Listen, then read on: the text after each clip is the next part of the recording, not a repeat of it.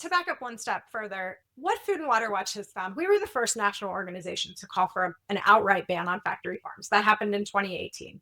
And the reason we did that was because, as we've been discussing, the issues that are associated with this problem are just too big to fix any other way, right? You've got air and water pollution issues, you have harms to animal welfare, you have harms to workers, you have the impacts on rural communities. When you aggregate all of those harms, the only way to really address those issues is to get rid of the factory farms entirely. And so when we decided to call for a factory farm ban back in 2018, that was our reasoning, that a moratorium on new large factory farms would address all of these issues. And so we have brought that vision into all of our state campaigns since. And so we are now working on the ground, obviously in New York, also New Mexico, Iowa, and Oregon. In Oregon, we have a really broad and diverse coalition called the Stand Up to Factory Farms Coalition. So we have groups focused on food safety, animal welfare, small family farms, consumer groups. And so we have, really broad base in Oregon. Hmm. And we ran a moratorium bill in 2019 and 2020. We're not kidding ourselves about these being long-term campaigns. We didn't pass those bills. We ran the bill again in 2023.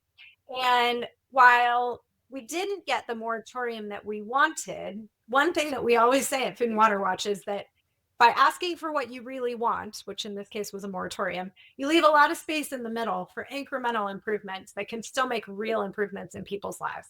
And so that's what we did. We passed a bill in the 2023 session. We were working with our bill sponsors and they came to us and they said, look, we don't think we can get this moratorium through. What can we pass? And so we sat down and put our heads together and made a list of reforms that we knew would significantly impact the issues that Oregonians were facing as a result of this industry, and passed a really powerful regulatory bill.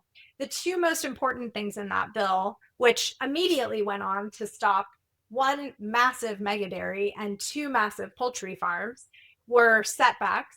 So now communities, local counties can adopt ordinances that would essentially require a certain setback from factory farms.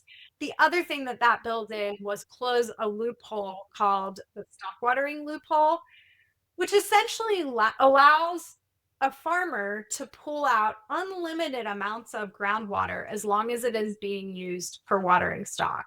And so we temporarily closed that stock watering loophole for 3 years, which caused a massive proposed mega dairy, I think it was 35,000 cows, to pull their application in Oregon. It wasn't the bill we wanted, still had a lot of really good stuff in it, and stopped three massive factory farms in the process.